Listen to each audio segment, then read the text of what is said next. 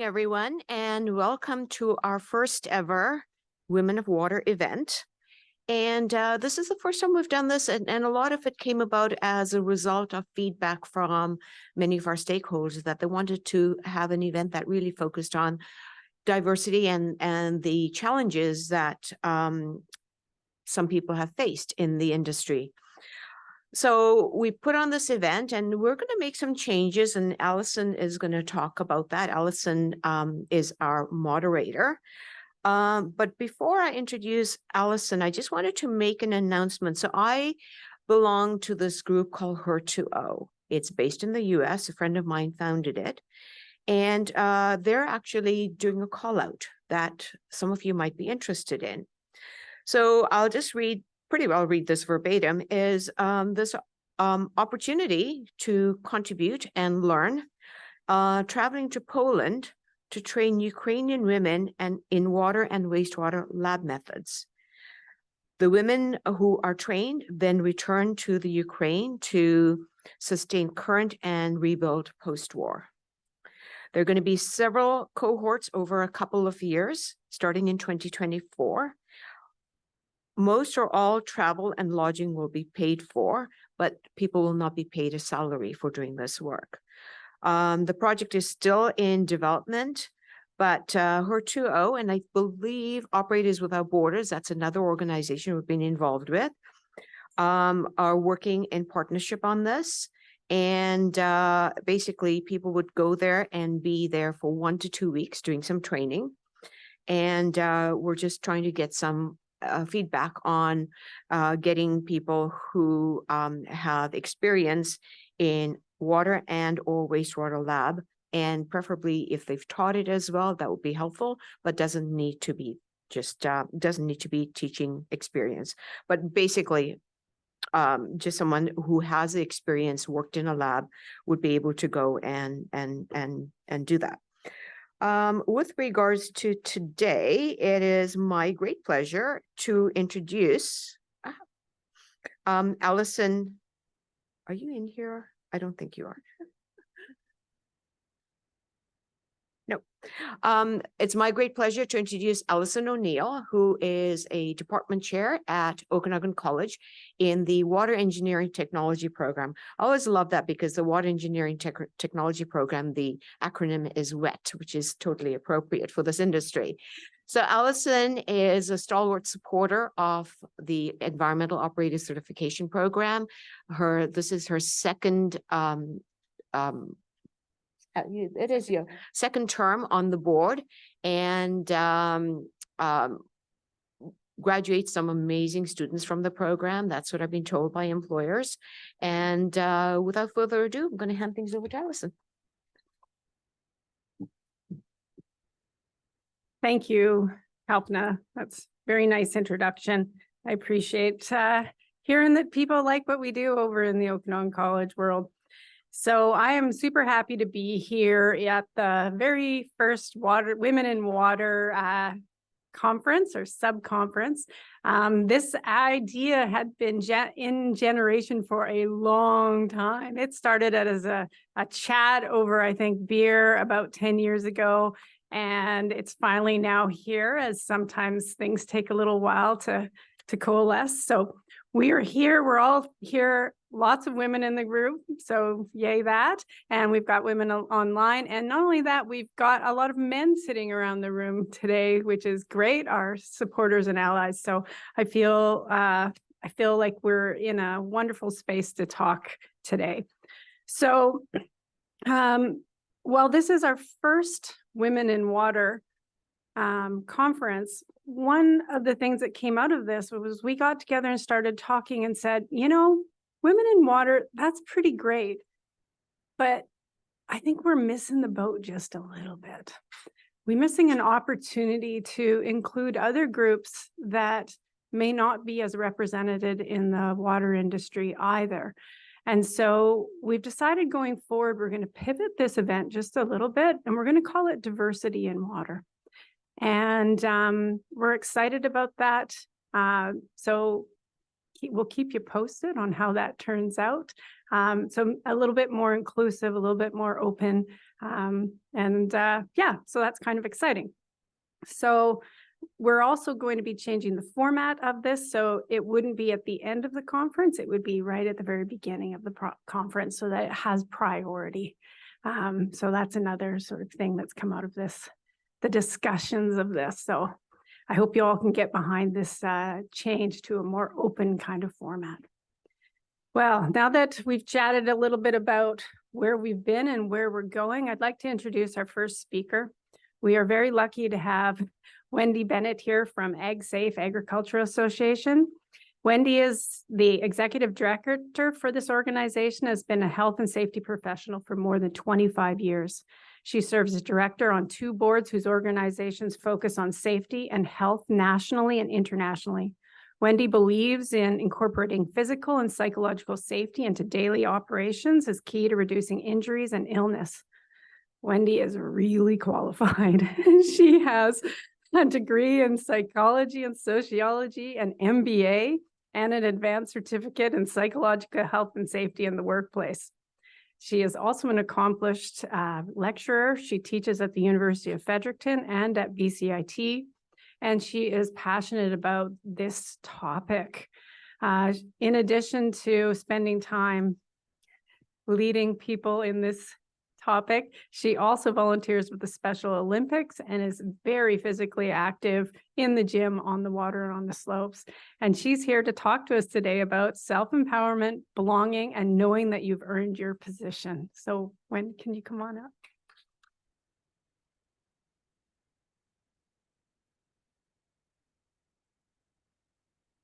Safety first, take the stairs. I always hate getting introduced and it's like, you have this big long, oh, and you did this, and oh, and you did this, and oh, and you did that. And yeah, only 25 years because like I'm only 30 odd. So give or take, like 30 odd. So when I did my undergrad degree in psychology and sociology, and then I went out into the workforce and I went, how am I ever going to use this? Because I didn't want to go and be a student for the rest of my life. I changed that decision when I was about 40 and decided to be a student for the rest of my life. And I'm currently doing another project on total worker health out of some of the NIOSH institutes in the US.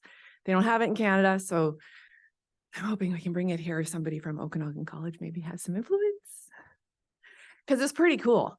But then I started to work in the field of health and safety. And if safety was common, or say that again. If safety was common sense, I would not have a job. Because my job is to change people's behavior so that they go home safely at the end of the day, both psychologically safe and physically safe. And you can all think of something that you saw at some point in time, even today, that you went, oh, I hope that turns out better for that person. So there's always something. So it can definitely be interesting. So we're going to talk about, can we go to the slide, please? Take me off the screen. We are going to talk about self-empowerment and knowing that you belong. And somebody sent this to me the other day and I got a real kick out of it. So I thought I would share because I think it's kind of funny. Do you remember is anybody old enough? Do you remember the comics Kathy? Right? So yeah, I Am Woman, Hear Me Snore. Thought that was pretty fun. So the plan today is I'm going to tell you a little bit more about why I'm up here. I have a quick video called Sorry Not Sorry. We're going to look at some of the research because I got really excited when I was asked to participate with this. And so I was researching, and there's 2 books in particular and then a whole ton of websites. But this woman, Amanda Bleasing, this book, if you're interested in how to move on up, and I just bought them. I'm not promoting for any other reason other than I thought this was awesome. And then this is her second one called Invisible to Invincible. But this Step Up, Speak Out, and Take Charge is really, really excellent. It's like $25 on Amazon. We're going to talk about imposter syndrome, self-empowerment, and your future. So this is me. Yes, I'm executive director. I've been there for about 10 years. Prior to that, I worked at a large school district as the safety manager and responsible for emergency preparedness for 32,000 kids and 3,500 staff. So that was an adventure in and of itself. Dealt a lot with a lot of bullying and harassment and a lot of different types of situations that we'll get into at another point. I recently won an award for cultural diversity in the workplace for my organization, which I was very proud to receive. I'm pretty excited. But the most important things in my life, I have 3 amazing young men who I have raised, and a little grandson who's going to be 1 on Monday, and he's at my house right now, and my back is so sore because he's learning to walk. So it's constant, forever bent over with him holding onto fingers. So I want to get this started just to give you an idea of this is where women are at these days. So gentlemen, if you could do this for me, please.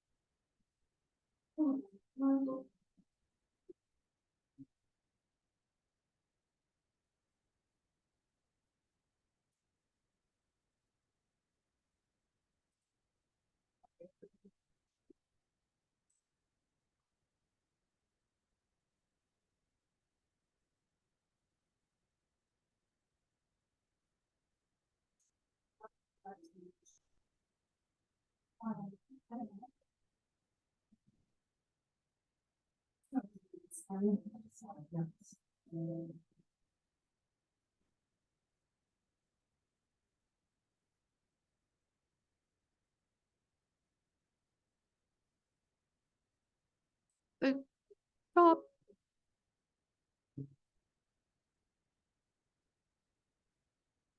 Now do I click? Nope.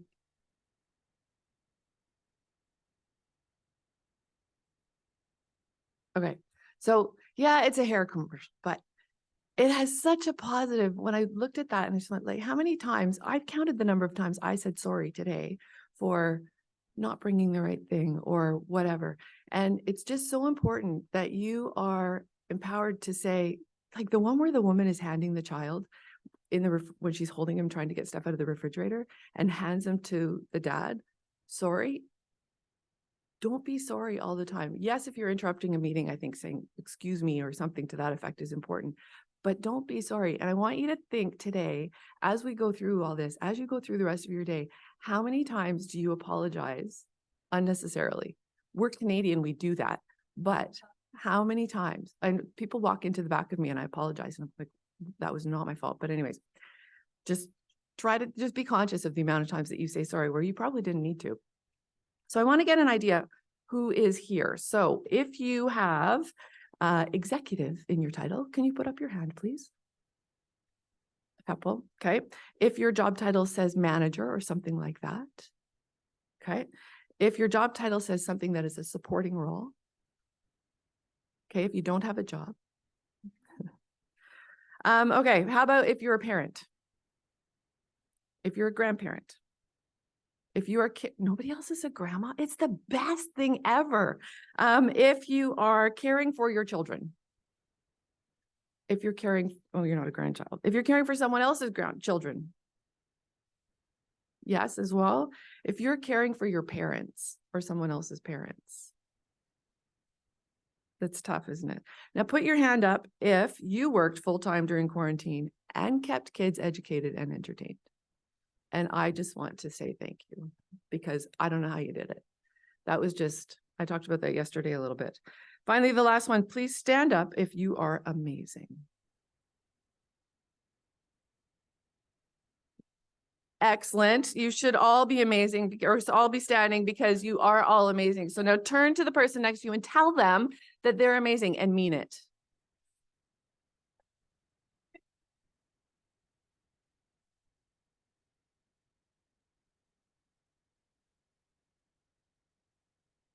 All right, thank you. Because you are all amazing.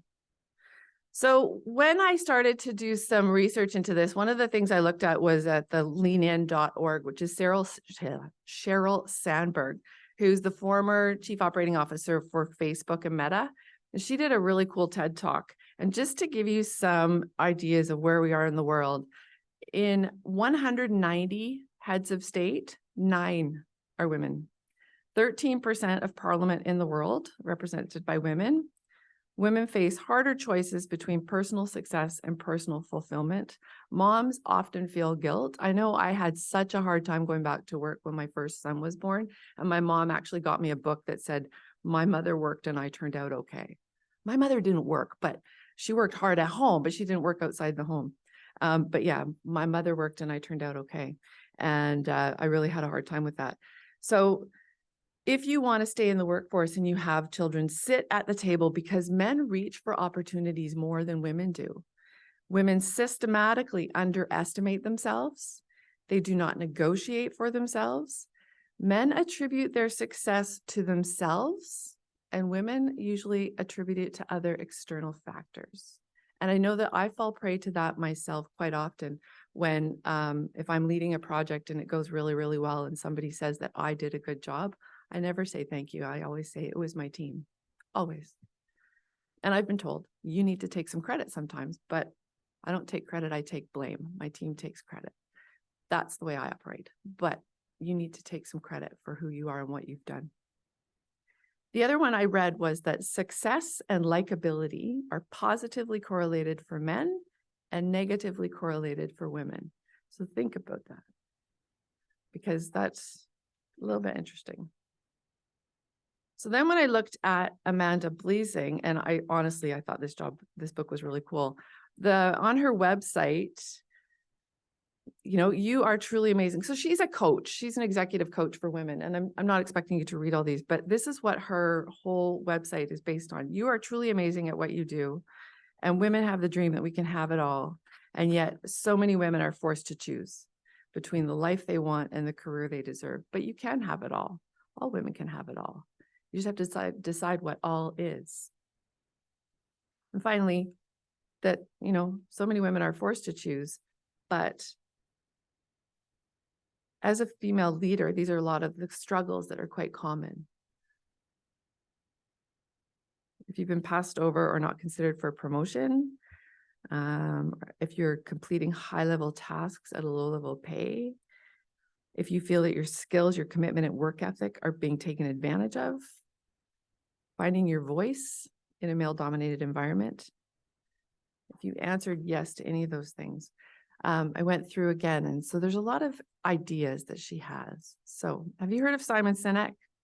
I personally really quite enjoy reading, and I've listened to all the audiobooks and whatnot.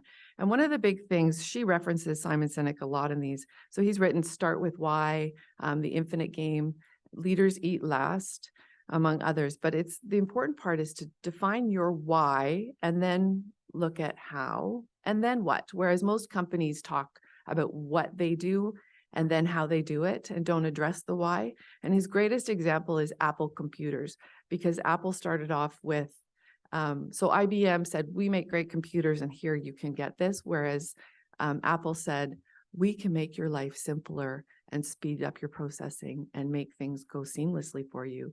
And how we're going to do that is offer you this amazing computer. So what I would like you to do right now is think about your why. So there's paper and pens on the table, and I'm hoping that those who are participating online have access to pen and paper as well. And think about what your why is. What is your passion? Like, what lights you up? What makes you get out of bed in the morning and go do great work? What is your passion? So for me, I work in health and safety, and I know that every day somebody is going to go home better at the end of the day than when they arrived at work. I know that we're helping people to understand that you can't yell at people, that if somebody comes in 5 minutes late consistently, but they've usually always been on time, there's probably something going on. And having that conversation with them is a good idea. So I get to educate people on how to do that. So I know what my passion is, but what is your why? Why do you go to work besides the money?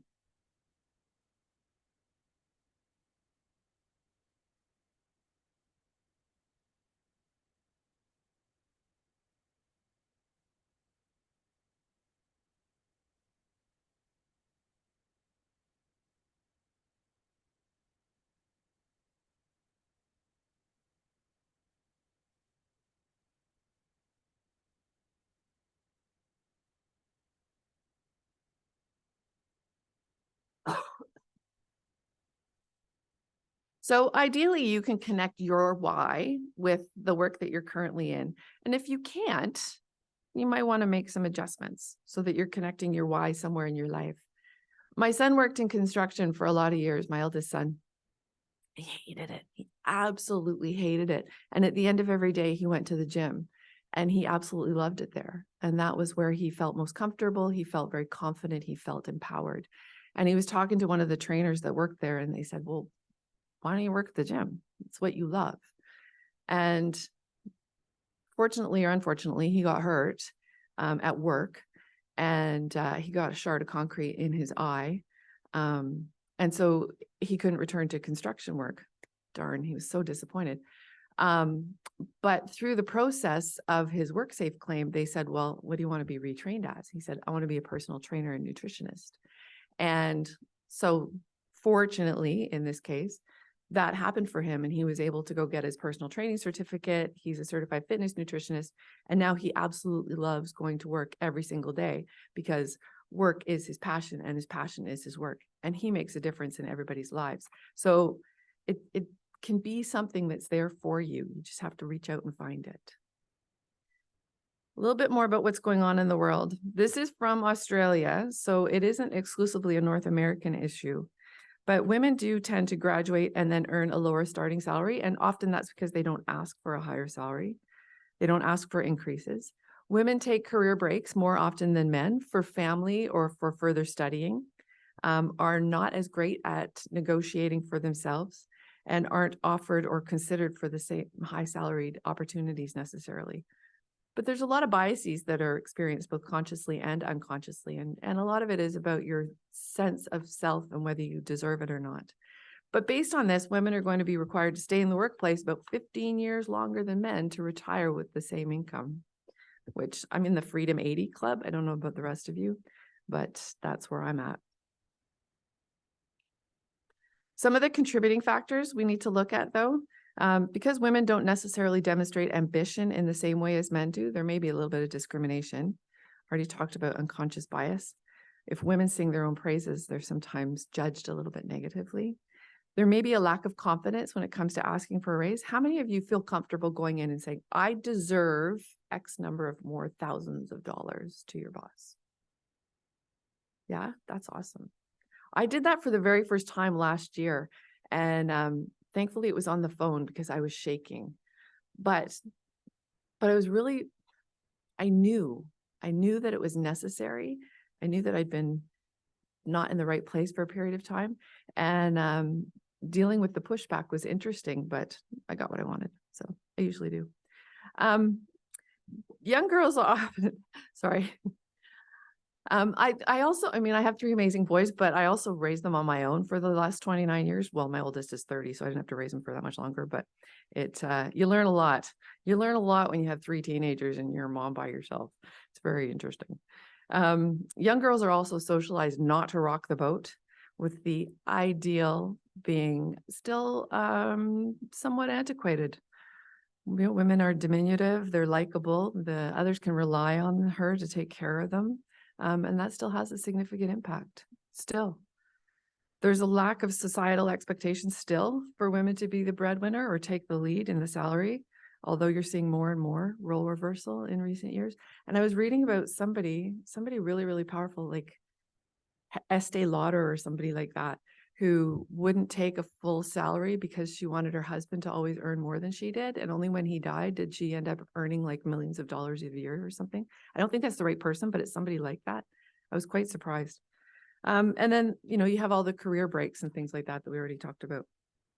But we have to accept some responsibility for this. So by not asking, whether you don't want to rock the boat or you don't understand that you're supposed to ask, women don't tend to ask as frequently as men do. Maybe we don't understand the rules of the career game on how to advance in your career, or maybe you haven't set your sights where you want to be, or maybe you have, and you're comfortable where you are.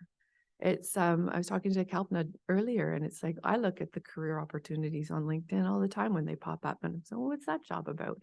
And would I like that? And would it be better than what I have? And I think I have a pretty awesome position right now, and I know they've asked me to I think I have 6 months that I have to provide if I'm going to leave or something silly like that. But I take that as a compliment.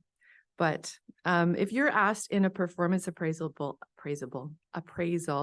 about how things went, are you really modest and say, well, you know, this went pretty good and this part could have gone better or that part could have gone better? Or do you say, hey, you know what? We rocked that. I put this team together and this team made things really happen. And then I this and I that, and I was a big part of this. Or do you attribute it all to, yeah, it went pretty good, but you know, this could have gone better.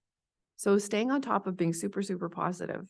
And it's unfortunate sometimes we are weighted to be noticed upon, for people to notice that we did some really good work instead of going out and talking about the strategic benefit that we're adding to the business. So think about, you know, why should the business value you? What value are you bringing? Since I said that, let's do this. So think about it for a second of a recent project that you were involved in, and what did you contribute that you're proud of? What was your contribution to a project? And it can be work. It can be, you know, if you're our kids on a soccer team and you're part of a fundraising event, it can be helping put all of this together, anything you want. But think about something and then talk to the person beside you. If you're attending virtually, please, you know, feel free to give a summary in the chat. But think about a project that you worked on and how did you contribute that you're proud of it? I'm going to give you 1 minute.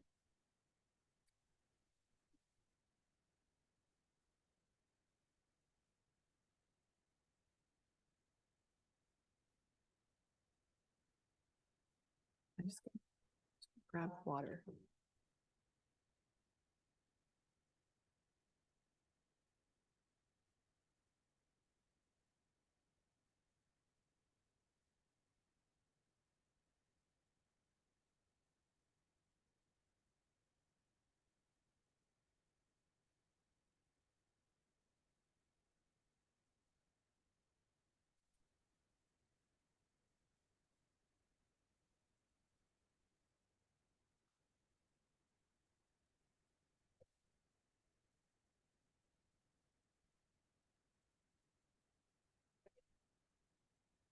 You have 10 seconds.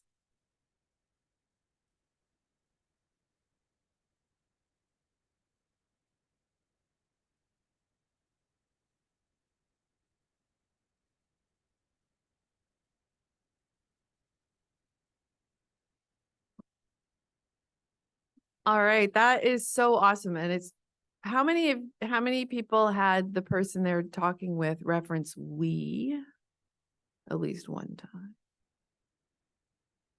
No? Well done. Well done. Give yourselves a hand. That's awesome.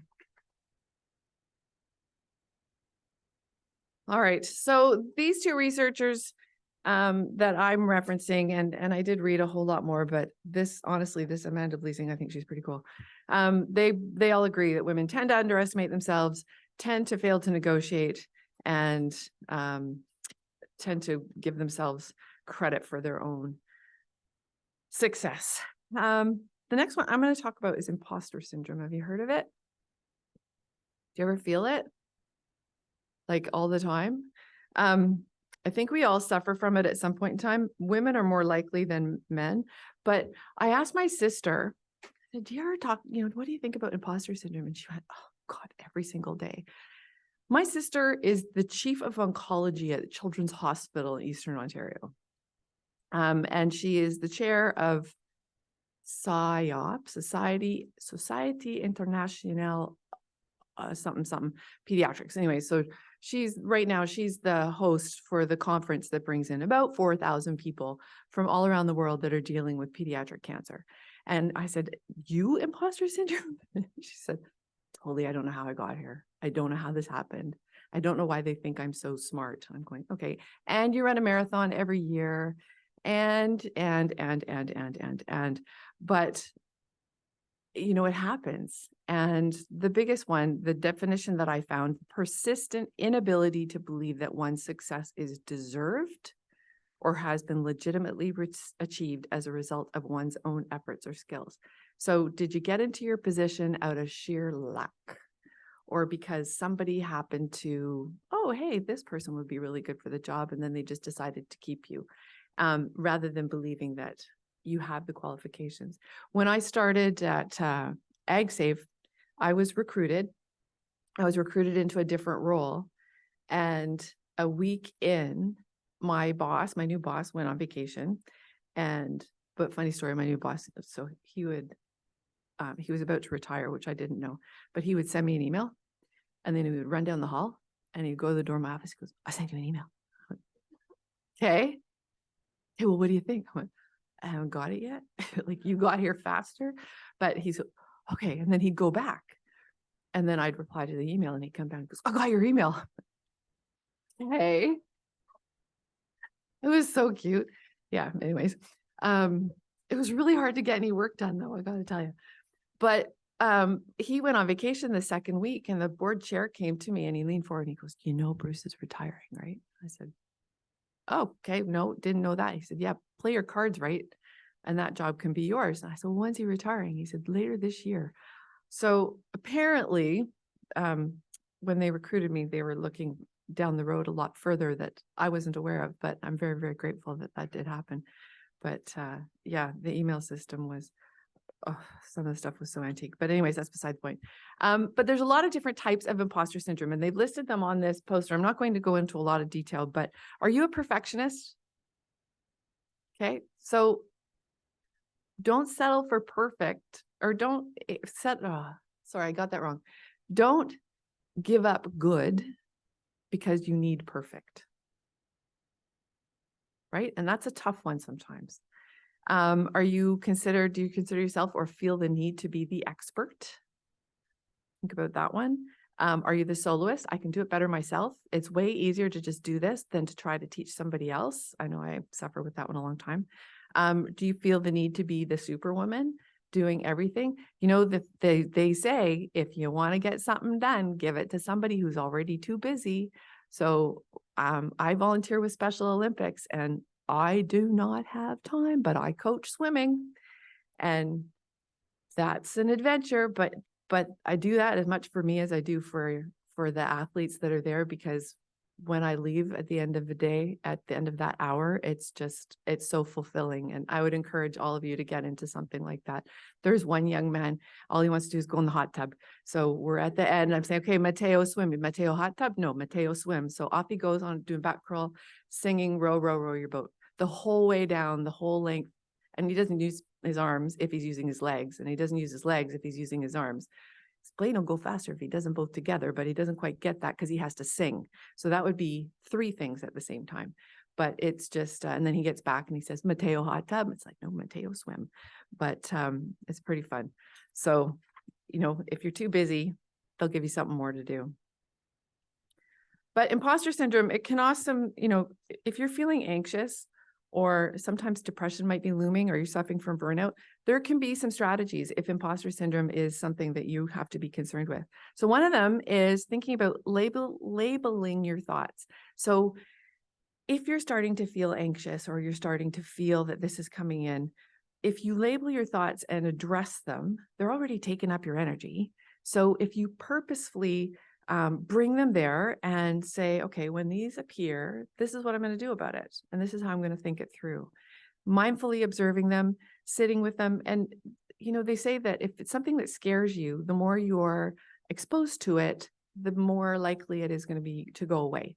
So I don't believe in the whole immersion therapy thing. I had a friend who was terrified of balloons. People thought they'd be really helpful, and they filled the room with balloons and then put her in it and shut the door. Not a good plan. And if there was a snake in this room, I would be gone. I went to a conference and they were showing this really cool snake in a ballroom 3 times as long as this. And I was at the back door faster than the guy could bring the snake out of the container. It was supposed to be an alligator, but he brought a snake instead. Not a good substitution. Then the other thing is investigate your thoughts and look for some examples that support confidence. So you know what? I'm not perfect, but I'm learning. And that's normal, and that's okay. And I'm good with that. And again, don't give up good in search of perfection. So you have different ego states for every relationship that you're in. You don't present yourself the same way to your partner as you do necessarily to your children or to your boss or to your colleagues. So we're going to call each of those a different ego state.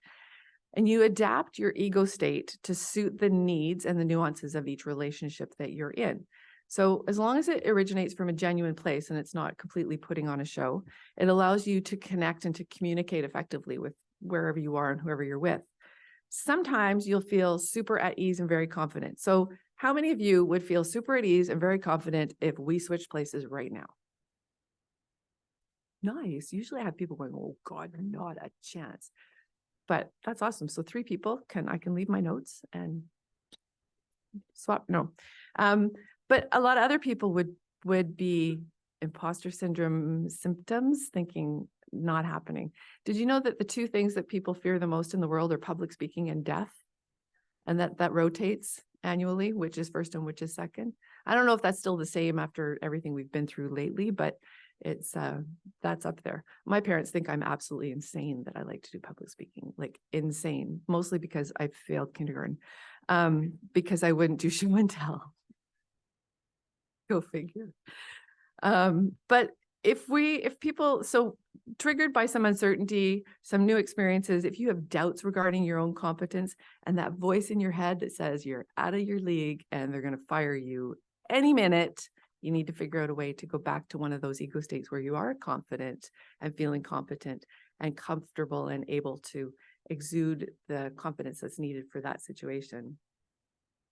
Looking at this last, right, they can be exaggerated, pessimistic thoughts that bring about fear and anxiety and paralysis. So we need to notice that it's there, and then we need to figure out how to get rid of it.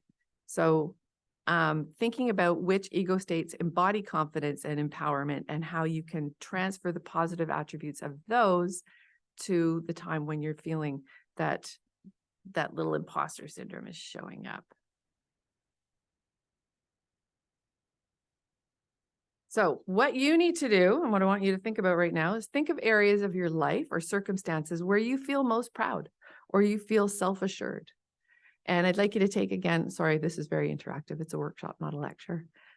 Write down a couple of those things on the piece of paper. What part of your life do you feel most proud, or most self-assured, most confident? And that can be any part of your life. So take 1 minute and write down a couple of things like that, please.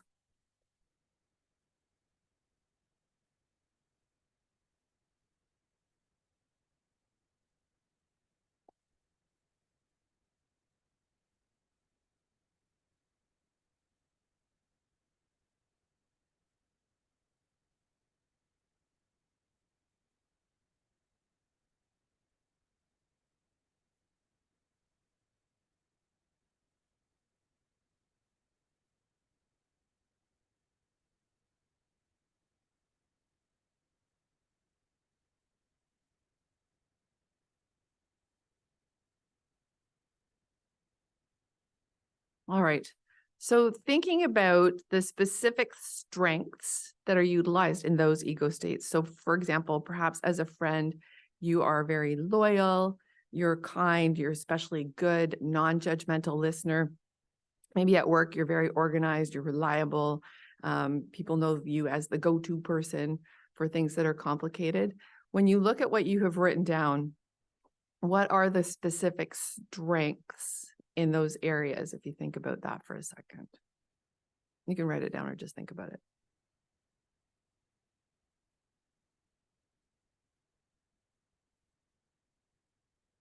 So then when you look at the areas in your life where imposter syndrome might creep in and you think, oh, I hope they don't ask me that question, or your confidence is perhaps lacking. Maybe it's when you're called in to perform certain tasks at work. If somebody asks me to do an Excel spreadsheet with a pivot table, out of there.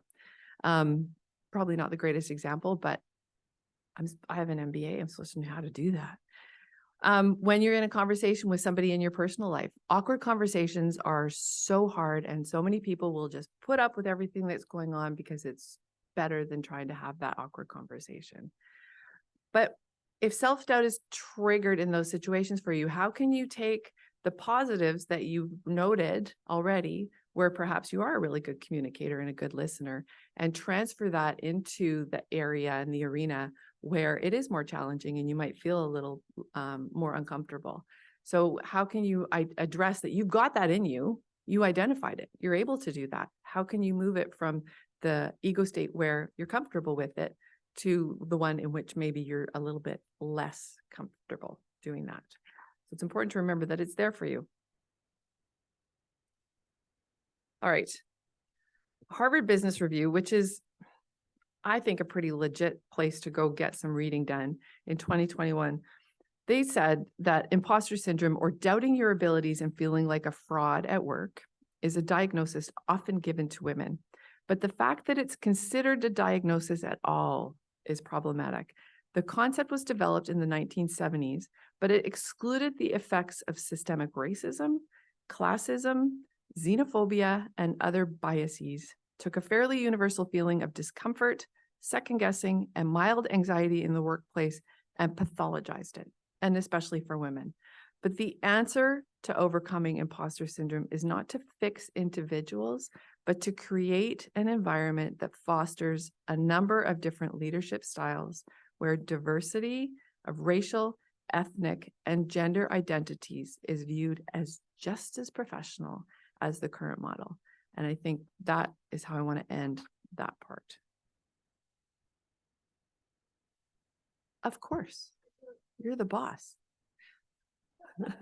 You can do anything you want.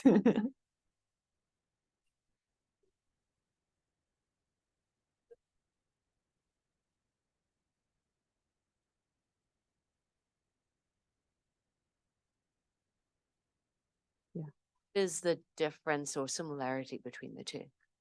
So I don't know as much about the tall poppy syndrome, but I'm glad you brought it up, because it is one of those where I think it's more about people being afraid to stand out. So imposter syndrome is more about not feeling that you've earned where you are and feeling that the role that you're in, when you received it and you got here by luck and by chance and not by your own credit. And what if they call me out on it, and how is that going to work? But my understanding of tall poppy syndrome is more about standing out in the crowd and not wanting to be recognized and not wanting to be noticed for those things. I don't know as much about that as perhaps I should, but that's my understanding at this point. So hopefully we don't have too many in the room with that. It's the little bit that I did read, it can be very uncomfortable and very awkward. We're going to work on overcoming imposter syndrome. And we'll talk about self-doubt and how you can overcome self-doubt, which may lead to the similar if you're standing out and not feeling that you should be there, and how to overcome the doubts that you're feeling. Oh, you can see that. Okay, good. So we tend to assume that success is good and failure is bad. Yet failure is necessary for success. It's not how many times you fall down, it's how many times you get back up again, right? You know, my little grandson is learning how to walk, and the number of times that he just lands, but then, you know, the hands go up and he crawls one more time. And if you just give up, you're never going to walk. So, you know, how many have taught somebody how to drive? Right? The very first time when they learned that the brakes, you don't have to put your foot all the way to the floor. That's not when you said, okay, we're never doing this again. You have to learn to get up again and start over. To overcome crippling self-doubt and begin by loosening the attachments to your beliefs about success and failure. So instead of considering success and failure as measurements of your worth, look at them as descriptions at a moment in time, because you are greater than the sum of your achievements or your failures. Failure is good information, and it can help you make better decisions. The other piece you need to look at, everybody needs to have more joy in their life. So do you feel joyful on any given day? And if you don't feel joy for your life from where you are right now, I drove in along Hastings Street, and it breaks my heart to see that number of people in that type of situation. And then I saw all the people that are out with the sweepers and the garbage pickers and the hoses and getting all the cleanup going so that the storefronts can open. But it's absolutely heart-wrenching and heartbreaking that the number of people that have come to that. And it really gave me some perspective, because I'm not going to lie. I left my house at 6:30 this morning. I live in Maple Ridge, because I needed to go to my office to print my notes. And because I was printing stuff yesterday, and of course I jammed my printer at home, and I jammed it in 4 different places. I managed to free 3 of them, but I think I'm going to ask my dad to take the whole thing apart to get the last one out. So I drove to my office in Langley so that I could take my USB, plug it into my spare laptop there, and print my notes. But my spare laptop didn't recognize the USB.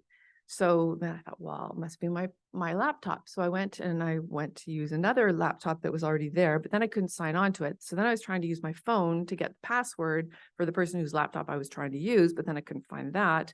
So then I had to find another USB, but I still couldn't get into his laptop. But then I found the password.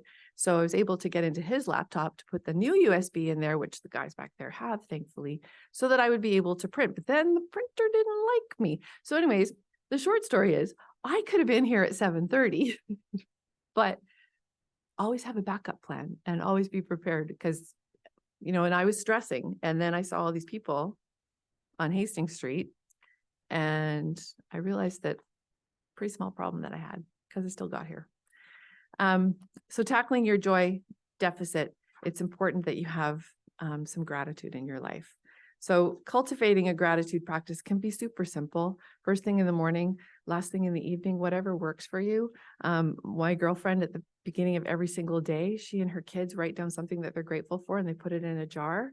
And at the end of the year, they open that jar and see all the things that they were grateful for through the year. I think that's pretty cool. Gratitude has a lot of real healing benefits, because it can enhance your well-being. It encourages self-improvement. It strengthens social connectedness, and it increases humility. So if you are feeling unworthy or feel any self-doubt, you can untether your identity from success or failure by having a gratitude practice. Make joy, fun, and play a priority in your life. How many people schedule time for play or fun or something? You need to put it in your life. It's so crucial. That date night thing they talk about, even if that's a date with yourself. I have 2 personal training sessions that are scheduled into my week. Thank goodness, because you can come up with 1,000 reasons why I don't want to go, but it's crucial. Make a time, find something that gives you pleasure. It doesn't have to be 2 hours or 3 hours or an entire evening. It can be 5 minutes, but schedule it into your life and then practice your gratitude. Yes, ma'am. Make a comment with regards to that. I went to a session a while ago with regards to about practicing gratitude. And I've been doing this on a regular basis, especially when things are stressful. Every night, I write down 3 things in my gratitude journal. It could be anything. I'm grateful it was a sunny day today. Sometimes I'll say I'm grateful for this and this person on my team, or a friend, or my dogs, or my son. But every day I write down 3 things. Nice. And it stops me from feeling sorry for myself sometimes. Nice. And just in general, it helps. Nice. Thanks for sharing that. It's, I know I have a gratitude journal beside my bed as well. And sometimes it can be, I'm grateful that I got the chance to stay awake for that entire movie, because it doesn't have to be complicated, right? I'm grateful for my dog. And unfortunately, a lot of times when you make the conscious decision to actually do that, it's often because of something's negative has happened. But if you make a practice of doing it more often than just when something bad happens, then it's easier to cope. So when that person cuts you off in traffic, or there's a significant delay in traffic because there's an accident, somebody else is having a whole lot worse day than you, right? You might be a little bit late. They're probably heading off to the hospital. Their family's going to be called. They're not going to go to work that day. Who knows how long they're going to be there. The family has to be notified. Somebody else having a real bad day. I was in New West, and I was driving back to Surrey. This is many, many years ago. And there was somebody on the bridge who they had to stop traffic because this very, very, very traumatized individual was wanting to jump off the bridge. And there were actually people around yelling for him to jump. And I thought, how sad is that? I mean, that's disgusting, but how sad that somebody got to that point in their life where they felt that that was the only way out. That was the only way to manage it. So having some sense of gratitude on a regular basis can really be helpful. And it can be as simple as what Calvin is saying. Have a little book and just one thing, 2 things, 3, whatever you're happy about that day. So beautiful sunny day. Please focus for me that Saturday afternoon is going to be really nice and warm and sunny, because I have a 1-year-old birthday party outside at my house. Can't be inside. Can't deal with that. Oh, that slide's in the wrong place. Okay, moving on. Sorry. Okay, overcoming your challenges and nurturing your career. You need to celebrate and acknowledge your achievements. Begin by making a list of your accomplishments, big ones and small ones, and then reflect on the effort and the skills and the dedication that went into achieving them. How did you get there? What happened? What did you do? What did you undertake? And that can help build some confidence and make you feel really good about where you're at. Challenge your negative self-talk. So that can, if you can challenge the self-deprecating things, if you come in and go, oh, I have no idea what I'm talking about, but they're going to put me up in front of all these people and expect me to talk. Challenge that, overcome that. You're there because they want you to be there, and you need to make sure that you feel confident in what you're doing. And then getting some support and mentorship. It's important. And I've, any motivational people that you talk to, any sociologists of the world. I mean, I listen a lot to Adam Grant and Brene Brown and all those people. I don't read fiction anymore at all, but you will become similar to the people that you choose to hang around with. So if you're going to hang around with negative people, it rubs off on you. So find yourself a support network of positive peers and positive people, friends and family, who can help when you have feelings of self-doubt, for example, can help to pump you up, because they know that you're really good at what you're doing, and they know they can provide the support and the perspective so you can get a more realistic outlook of your own capabilities. Then there's this embracing continuous learning. Like I said, when I turned 40, which was a long time ago, I decided I wanted to do an MBA. And at the time I was going through some nasty stuff in my life, so it didn't work. But about 5 years later, I had the opportunity to do the executive MBA program. And so I started that, and was just learned so much and got to meet so many amazing people. And it was an online community, but I've since made friends with people from that. So continuous learning. And after I finished my MBA, and I thought, okay, well, what do I want to do now? And I wanted to get a PhD, but that takes too long. So I might still do it. We'll see. But so then I decided, oh, this psychological safety in the workplace, that's pretty cool. And I decided that was be the next thing that I did. And then I finished that, and then I went, okay, well, now what can I do? And everybody on my team has the opportunity to take whatever courses they want to take. And we support it completely, because it's just, if you want to learn to be a better cook, take a cooking class. If you want to learn to, whatever, I want to take salsa dancing. I think that'd be super cool. But whatever it is you want to do, embracing continuous learning, that can help you with your own self-confidence. It can help you to overcome self-doubts, whatever that is. And as long as it's something that you're physically capable of doing, but ongoing learning, I think, is super important. And then cultivating a mindset of celebration. So allowing yourself to celebrate your successes and your milestones, taking pride in your achievements and recognizing that your hard work and your talents got you there. It reinforces positive self-belief, and it can counteract any of the negative effects of imposter syndrome, self-doubt, lack of confidence, all of those things. But finally, just remember that you are capable, you are deserving, and you are worthy of every success that comes your way, regardless of what it is. So some practical tactics: starting each day with positive thoughts or affirmations to remind yourself of your self-worth. And that doesn't mean you have to stand in front of the mirror unless you want to and say, you're awesome, you're great, you're wonderful. If that's something you want to do, go for it. Mel Robbins does her high five thing where you high five yourself in the mirror. I struggle with that a little bit, but mostly because I can't see when I do that. But it's beside the point. But it can be, if it's something that you figure out and you can get used to, go for it. take all of the really big, audacious goals that you have, write them down, and then break them down. So think about what is one of the biggest goals that you have in your life. Think about it. I have this awesome planner, and at the front, it gives room for me to write, I think it's 100 goals. I've got up to 41 so far, but it's little things like one of them was to be a grandma. Well, I've got that one, so I'm pretty excited. I want to fly in a helicopter. I think that'd be super cool. So at the BC Agriculture Council, where I met Kalpna, I won the auction, which just means that I was willing to pay the most for it. But I got a helicopter ride, and I'm going to go later this month. And I think that's pretty neat. I wanted to do that. I want to be published. I want to perform stand-up comedy. And I mean, I have 41. So think about, what are your big goals? Is it travel Europe? Is it write a book? Is it, have another cup of coffee? I don't know. What are your big goals? Think about them and write them down somewhere so that you can refer to them. Because then when one happens, it's the coolest thing ever. You can check that off, but then keep adding to your list. Every now and again, I go back, and I know I only have 41, but I only had 40 last month.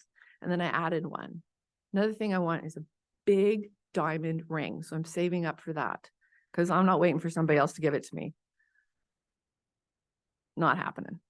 Maybe I'll get a fake one. Doesn't matter. Don't know where I'll wear it, but it's what I want. And like I said earlier, I usually get what I want.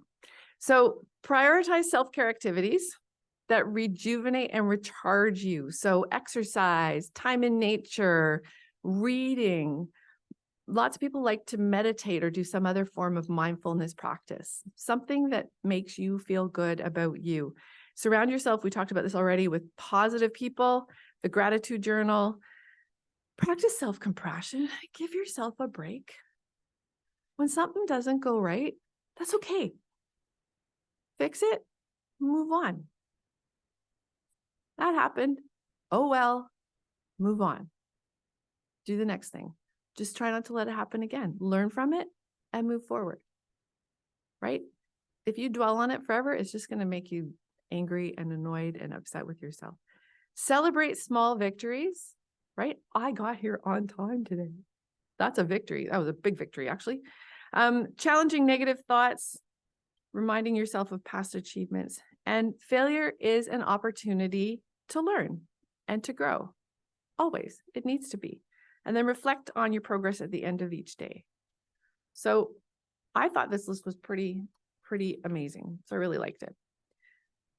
What if you're a leader and you have other individuals who need some support with regards to imposter syndrome? So creating an environment in which team members feel safe. I alluded earlier to the person who has typically been on time and all their career, and now they're showing up 5 minutes late every day. How do you approach that? Right? I won't do it here because it'll echo crazily, but when I've had this conversation with others and I slam my fist down on the table and say, I'm not going to pick on you just because you're in front of me. Sorry. Promise we're okay. Right? I need you to be here. We start at 8 o'clock. You need to be here at 8 o'clock. And if you can't be here at 8 o'clock, then you need to figure out if this is where you want to be. Versus, and how does she feel after that? Especially because I've slammed my fist down on the table. As opposed to, hey, you're normally on time. And I noticed the last week that you're really struggling to get here. Is everything okay? How would you feel now? Right? It's a supportive, safe environment. So it's important to have that opportunity for your team. Providing some constructive feedback, highlighting strengths and accomplishments, helping them to understand that we're not always aiming for perfection, okay? Don't give up good because you need to have perfection. Take that with context in mind. When I was speaking with somebody yesterday about, like, if you're doing water measurements for public health and, well, it's supposed to be 8.2, it's only 8, it's close. Right? That's good. It's not perfect. Probably that's not the time when the perfection thing goes down the road. As a community member, I appreciate that we're going for perfect on those ones. Collaborative peer-to-peer coaching. Does anybody, people here, do you have a mentor or a peer that you can relate to that can help you Awesome. I'm trying to find one right now because I think it'd be really helpful. So somebody that you can talk to when that's in a similar position or has been in a position longer than you and can kind of help you to guide you through different things that you might need and to help. And then being a really good listener, that, helping your team, that can really be helpful. And then being able to give them information and providing mentorship and encouraging them to do self-care practices. When we have a team meeting at my office, once a month, my whole team gets together and we have a meeting, but first we have a barbecue. And we have a really great time. We did learn that Emily should not use the barbecue, that should be reserved for Trevor because now Lucas has no hair on his arms. But it's okay. We're a safety organization. They figured it out. Yeah. And the burgers were really good. Yeah. Anyways, okay. So let's talk about self-empowerment because I realize it's 10 o'clock. Do you want to just first everybody stand up? Because we've been sitting for an hour. So stand up and just kind of do a little, maybe put your hands on the person's shoulders in front of you and turn around and give them a little squeezy. That always feels nice. Right? If anybody wants to come do that. You all carry your stress here. That's where I carry all mine. Right? Do you work on a computer?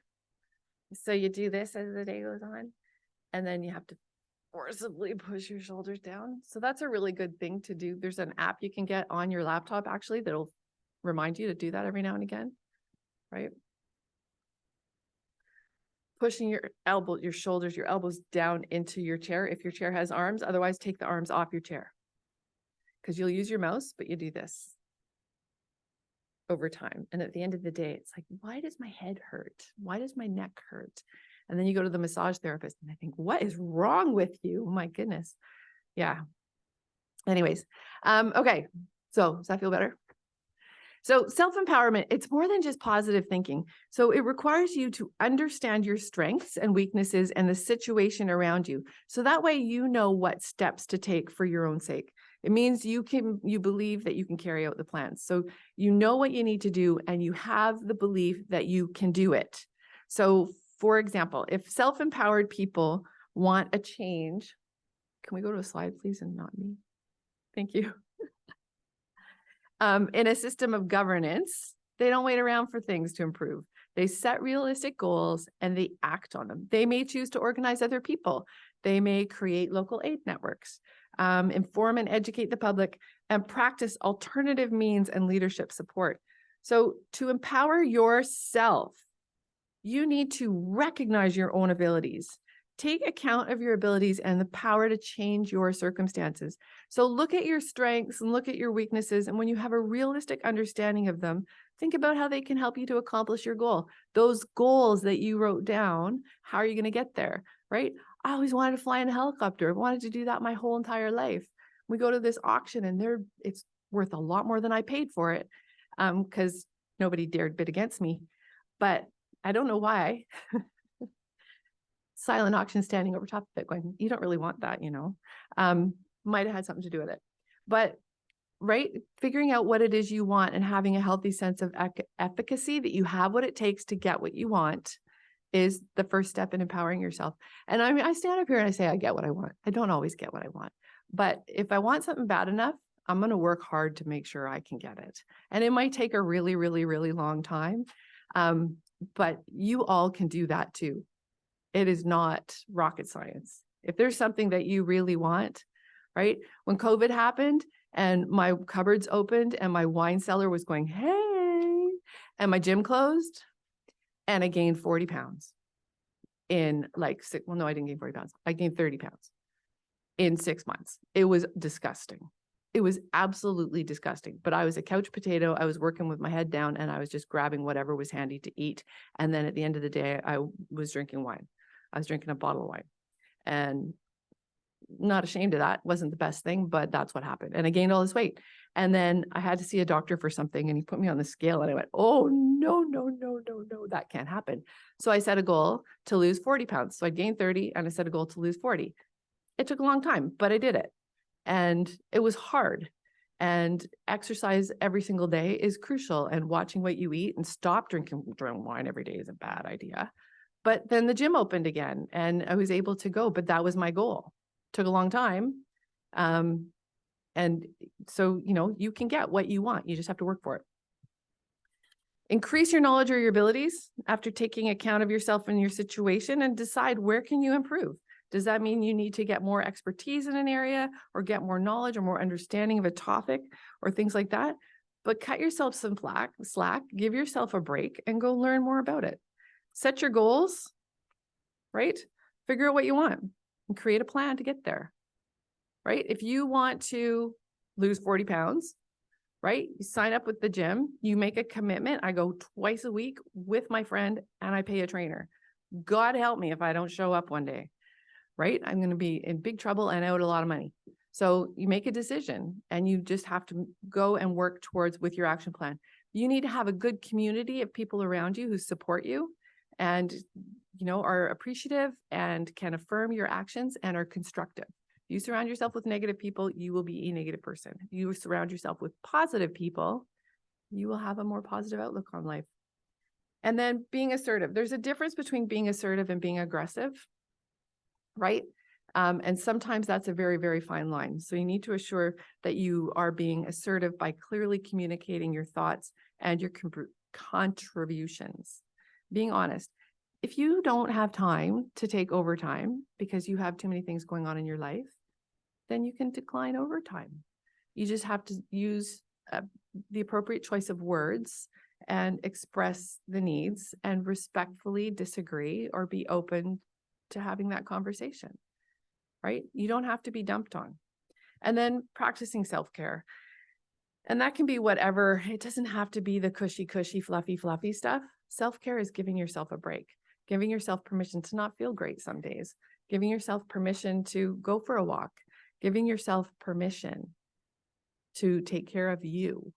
And sometimes taking care of you, that might mean, 10 o'clock, I need to go and close my eyes for 5 minutes. Those little 5-minute power naps, they're the best if that's what you need, right? But you need to be able to take care of you and feel that you're allowed to do that. So what does an empowered woman look like? And I looked this up on so many different places, and it was pretty interesting. But somebody who feels confident in themselves and looks confident with themselves. Empowered women are purpose-driven. They have goals.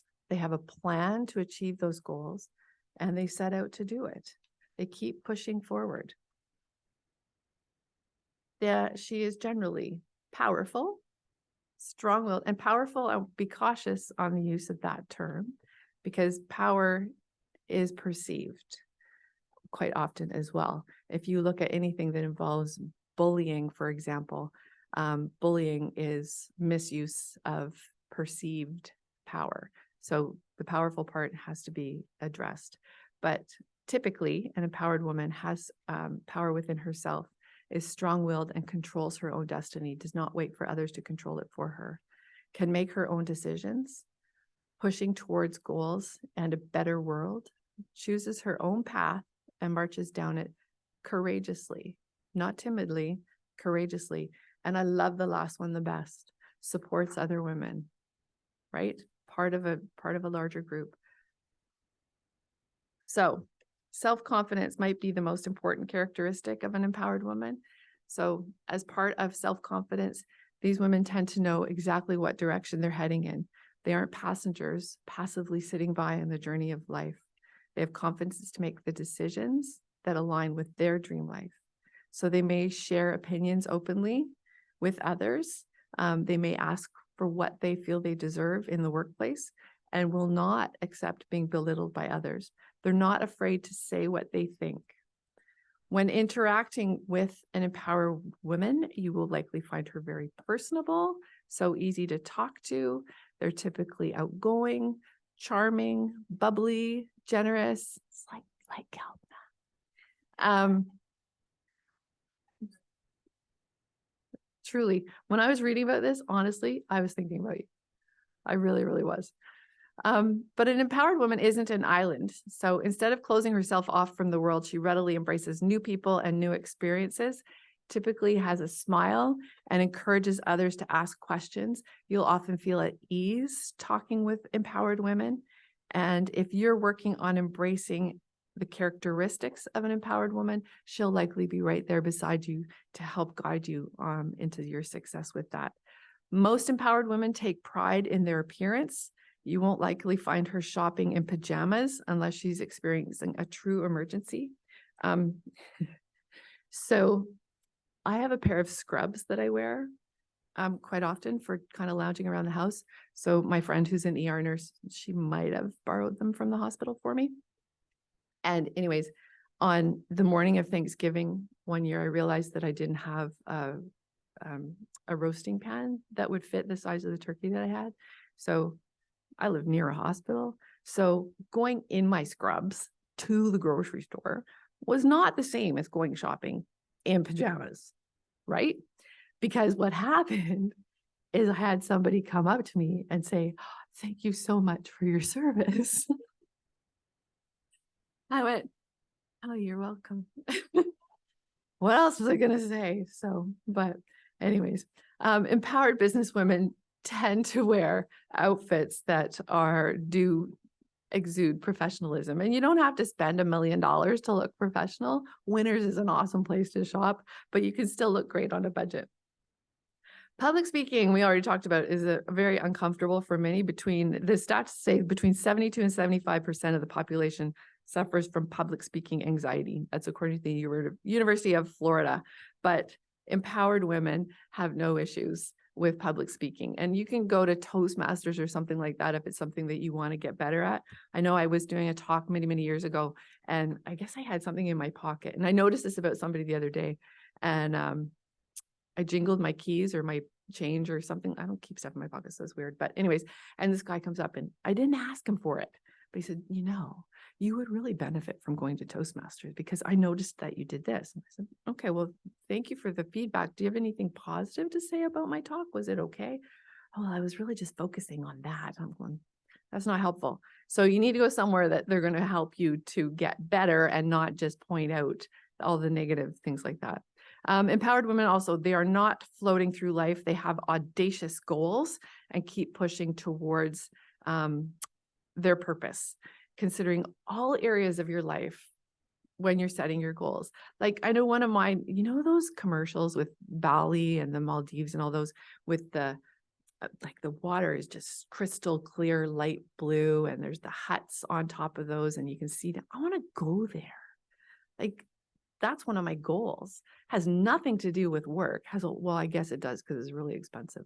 But right? But that you can have your goals can be anything like that. I got to go to Europe earlier this year, which I think was just the coolest. My sister, the one with imposter syndrome who's saving the world, had to go to Barcelona for work. And she said, "So the hotel's already paid for. Wendy, do you want to come?" Duh. Right? It was amazing. But empowered women know that there's always more to learn and have a huge curiosity to learn more. So hence the lifelong learning. And last but not least, most empowered women are very empathic to the plights of those around them because many of them had to fight through significant adversity to get where they are today. So they end up being mentors for the next generation because they want to help young women to avoid their mistakes. So if you are not considering yourself already to be an empowered woman, find somebody who is, team up with them, and work your way to get where you can be comfortable going after your big, audacious goals. To live an empowered life, I love the first one. Be kind to yourself. Give yourself a break, right? If you missed your son's first day of kindergarten, don't beat yourself up for the rest of your life about it. If it was important, it was important. There's all those different things that can happen. If you're pursuing empowerment, consider learning how to be kind to yourself. Negative self-talk is not going to help you anywhere. Follow your instincts. If you think you know which direction you want to go in, personally or professionally, do your best to honor those feelings. It can be easier said than done, for sure. But go for it. Why not? And then back yourself up, because you may run into people who don't agree with your decisions. And it can be family members, it can be friends, but if you have a path that you want to stick to it. And if they're not supportive, find other people who are supportive, who will help you to achieve your goals. It's important that you have that behind you. And it's something for me. I know I'm personally super, super grateful for. When I wanted to go to university back, I was 17. I was 16 when I graduated from grade 12, but, and my, my dad went to Royal Military College, which was only men. But the year that I was going to go to university, my dad said, you could go there if you want. I went, they don't let women in, Dad. He goes, we'll get you in, Wendy. If you want to go there, you can go there. And go figure, the next year they allowed women. I didn't go, but where I did go, I thought my dad wanted me to take computer science, so I did. And that didn't go so well. So I took psychology and I loved it, and I absolutely loved it. And I thought my dad is going to be so disappointed with me. A, because I didn't go to military college, and B, because I sucked at computer programming, like big time, and math. And I had the same algebra professor that he had 30 years prior, which was really weird. And my dad apparently sucked at math too, which was really great. But the point to my whole story, sorry, I go through this sometimes, was having the people to back you up. I mean, my mom is awesome and I love her to pieces, and they're both actually, I think their flight just landed. But my dad has been my go-to biggest supporter for my entire life. So if I'm ever feeling like somebody's not going to be supportive of something, or I'm struggling with where I want to go in my career, I know who I have that I can call, who will 150% in my corner, no matter how things go. And it's funny because I'm the oldest of 3 girls, and my other 2 sisters, they go to my mom immediately all the time. But I go to my dad, and he can say, you know, this, yeah, that's screwed up, and that really, you didn't do well with that, and that's too bad. So what are you going to do about it? How are you going to make it better? And how are you going to do better next time? And did you try this path, or did you try that path? And it's just always to have a backup plan. I have a friend who I'm just recently learning. I think she has a lot of tendencies to have negative attitudes towards different races, and it really bothers me. And I need to either talk to her about it or sever ties completely. And that's really, I'm struggling with that, but that's not okay. So having, you know, and when my dad's at my house, I'm going to talk to him about it, because I know that he'll be able to guide me on the path of backing me up to make the right decision and how to go about having that conversation that has to happen. Because it's not okay. It's never okay. So sorry. Anyways, being confident in the value that you bring to your workplace is important. Women don't tend to make as much as men. And this research that I did here says women earn 83 cents for every dollar a man earns. And this gender pay gap leads women to lose more than $400,000 each in their working lifetime. So a confident woman knows her worth. And if you're willing to back yourself up, can ask for it and get the raise that you deserve. All right. Sailing through. Owning who you are. So what does this mean? Above all, having confidence in yourself. Think right now, what is one thing that you know that you are absolutely awesome at? Tell the person beside you. Oh, I wish I could say that. Tell the person beside you, what is one thing you are awesome at? This is your opportunity to talk again.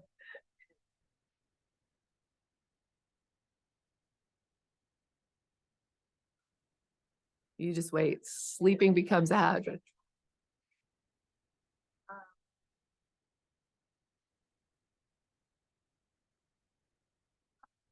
Are you an awesome mom?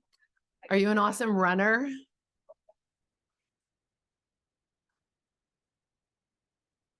Are you an awesome teacher? I think I heard. What are you awesome at? You're all awesome at a bazillion things. What are you really awesome at that you're really proud of? Right? Think about that.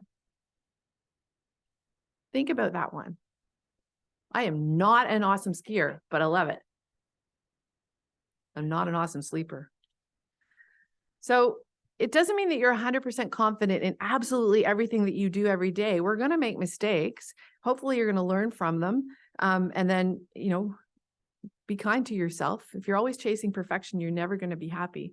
My necklace that I wear all the time, it says living my best life. And I rub it all the time. I'm going to wear it right out, because you have to remember, like, live your best life. Don't wait. Don't wait to live your best life. Own who you are and live your best life. Think of how awesome you are. Rather than coming from perfection, they're putting me on the screen again, aren't they? Confidence will come from comfort. So being comfortable with who you are, and you can start to own who you are. It means owning all the parts of yourself, the good and the bad. It includes your past. It includes your mistakes. It includes your dreams, your attitudes, your actions, your body, your voice, your accomplishments, and so much more. And women are so, there's the Dove commercials that are so great out there, right? You need to talk to yourself like you would talk to your little sister.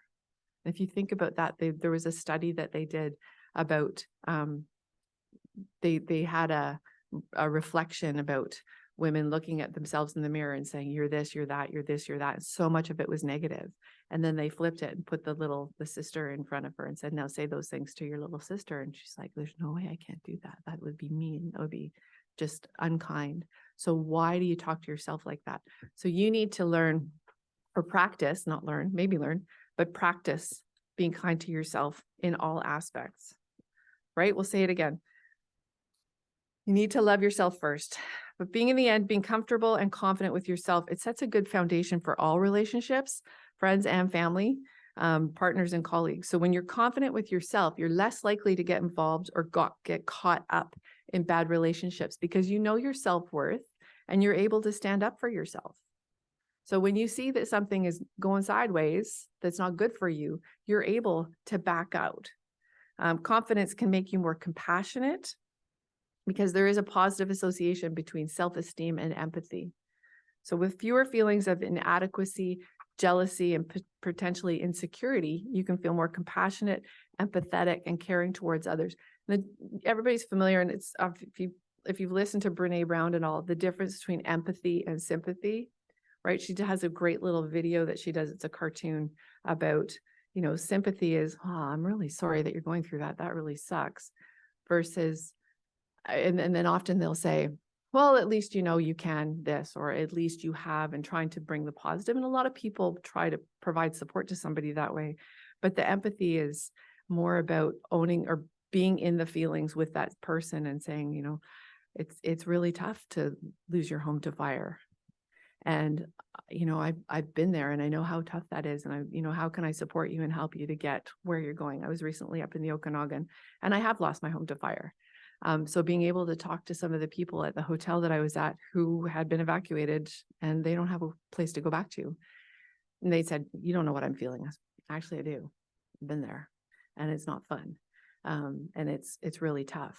And being able to talk to them, having gone through that myself, was a lot different than trying to imagine what they might be going through. So leaning into the feelings that you may have can really help to support another person.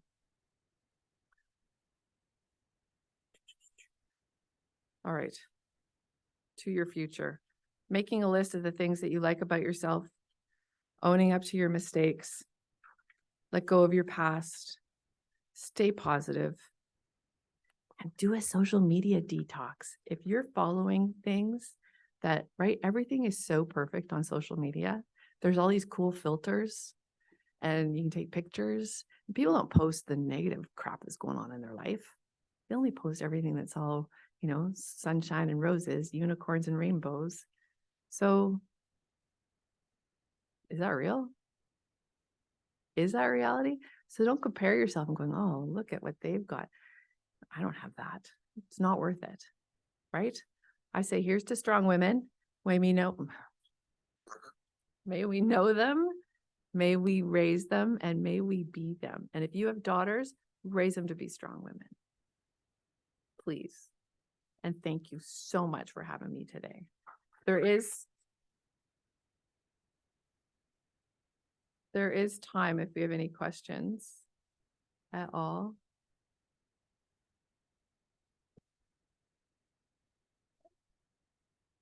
Any questions on that?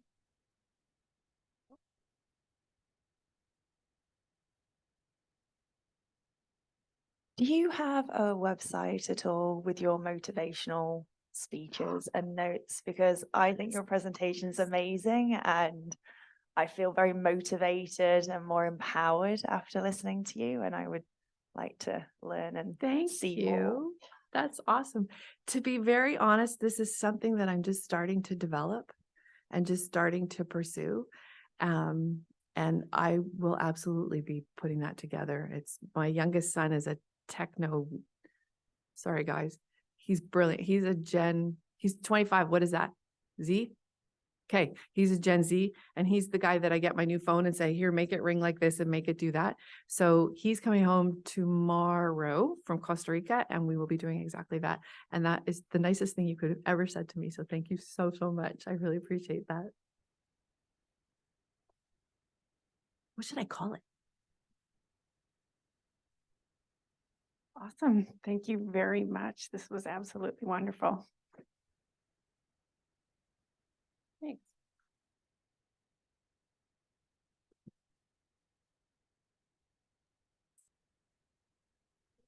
Oh, thank you. For coming here, Wendy. Oh, That was thank an you very amazing, much. amazing talk. So if we can put it together for Wendy, please. Thank you. It's been awesome to be here with all of you today. And honestly, if anybody wants to borrow this book, I'm happy to lend it out too. They're really good. Thank you. Thank you. All right, so we are going to have a half an hour break here and reconvene at 11 o'clock. So you have time to socialize, network, and we'll come back with our next speaker. Thank you.